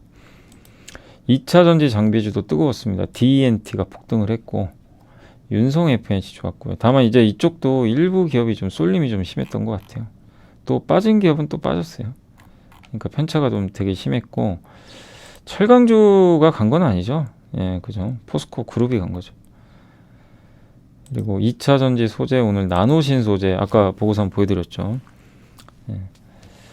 그래서 오늘 무려 17% 불을 뿜어버렸습니다. TCC 스틸, 신흥 SEC 오랜만에 급등했고요. 에코프로비엠, LNF, 그다음에 알루미늄 박까지 다 좋았습니다. 오늘 그리고 SK 아이테크놀로지 드디어 10만 원 고지를 탈환을 하는데 성공했고, 대주도 좀 많이 회복됐고, 다만 오늘 좀 빠진 쪽은 이쪽은 뭐 2차 전지 쪽이라고 하긴 좀 그렇고, 롯데 에너지 머티리얼 좀 부진했네요. 네. 그리고 오늘 건설기계 업종도 좀 분전을 했습니다. HD 현대건설기계, 진성TC가 오늘 좀 좋았던 것 같습니다. PCB 기업들은 이수페타시스, 대덕전자가 오늘도 좀 뜨거웠고, 다만 이제 나머지는 다 안 좋았어요. 오늘은 DNF가 오랜만에 올랐네요. 반면에 PSK홀딩스, 워닝머티리얼 좀 빠졌고, IT는 그렇게 좋진 않았습니다. LG디스플레이는 계속 빠지고 있고요. 아마 애플 이슈 때문에 그런 것 같아요. 그리고 전선주는 오늘 LS는 좋았네요. 그래도 그죠? 그러니까 포스코 좋은데 LS가 저렇게 소외받을 이유는 별로 없다고 저는 생각을 합니다. 여전히 저평가죠. S그룹 뭐 지주사라서 아마 좀 할인은 받겠지만 여전히 좀 저평가돼 있고, 석유화학 기업들은 뭐 극도로 쏠렸습니다. 석유화학이 간 게 아니에요. 그죠? 배터리가 간 거죠. 배터리. 아이폰 관련주 요새 좀 충격 받았죠. 네, 오늘도 좀 분위기가 그렇게 썩 좋진 않았습니다. 오늘은 IT 소부장은 좀 별로 안 좋았어요. 뭐 이렇게 주성은 많이 올랐는데, 한미 아까 말씀드렸죠. 아침에 급락했었거든요. 한미가 10% 폭락하다가 아까 대표이사가 10억 샀어요. 그러니까 대표이사 샀다고 무조건 가는 건 아니지만 저 높은 자리에서 10억 샀다는 건 뭔가 좀 자신감의 표현 아닌가, 라고 또 생각도 듭니다. 다만 오늘 반도체 소부장은 기업마다 편차가 굉장히 심했다. 오르는 건 올랐지만 또 급락한 건 급락했다. 다 좋진 않았고, 하이닉스는 좀 부진했고, 삼성도 부진했습니다. 아직까지는 좀 부진한 상황이고, 조선주도 오늘 좀 쉬어갔고요. 한국조선해양 빼고는 타이어도 오늘 좀 약간은 부진했던 것 같습니다. 건설주 여전히 안 좋습니다. 여전히 뭐 아무도 관심이 없는 섹터고요. 갤럭시 부품주는 오늘 안 좋았어요. 전체적으로. 태양광도 오늘 좀 지지부진했습니다. 나노신소재는 태양광 쪽이 아니죠, 사실. 오늘 태양광 쪽은 그냥 하나 솔루션이죠. 그러니까 약했어요.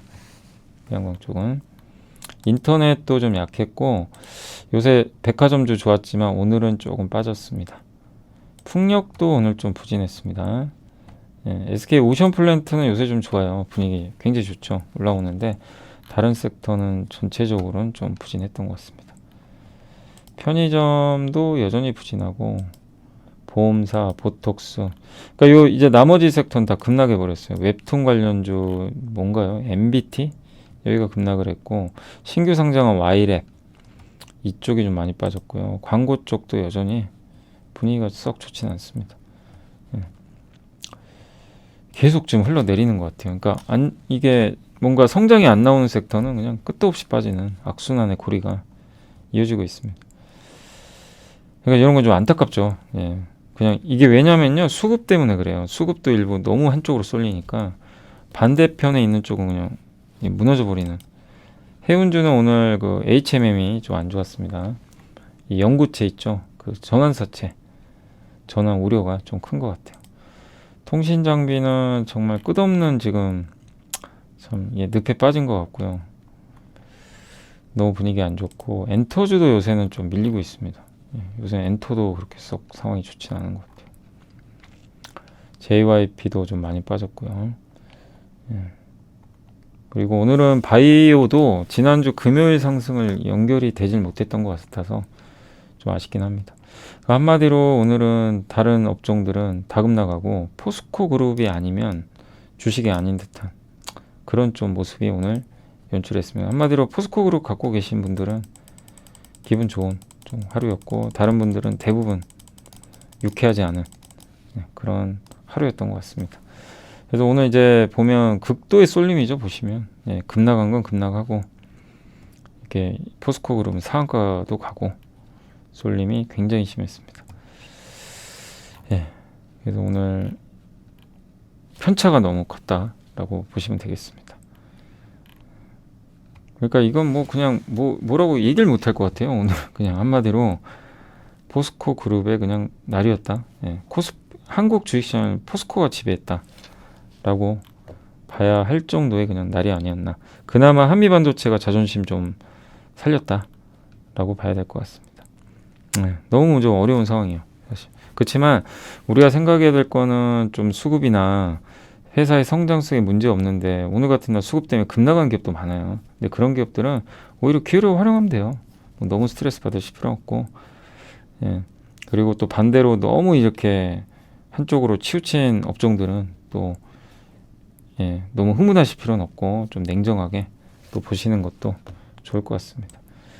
자, 아무튼 이제 오늘 시장은 이렇게 좀 말씀을 드렸고, 오늘은 좀 너무 좀 소개할 것들이 많아가지고 제가 1시간 반 정도 방송을 해서 좀 죄송합니다. 오늘 좀 너무 많았네요. 내일은 좀 줄여서 방송을 하도록 하겠습니다. 자, 아무튼 오늘 너무 고생하셨고, 저는 내일 이 시간에 또 찾아뵙도록 하겠습니다. 감사합니다.